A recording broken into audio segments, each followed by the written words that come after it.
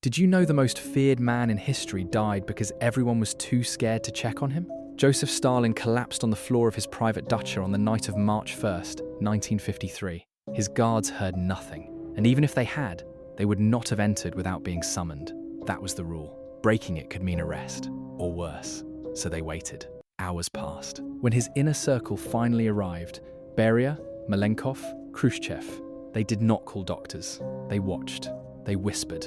They calculated who would benefit if Stalin lived, and who would benefit if he did not. Calling a doctor uninvited felt dangerous. Stalin had purged physicians just months before, accusing them of plotting to kill Soviet leaders, so nobody moved fast enough. He lingered for 4 days and died on March 5th. The man who had ordered the deaths of millions, who had built an empire on fear, was destroyed by that exact same fear. His greatest weapon became the reason no one could save him.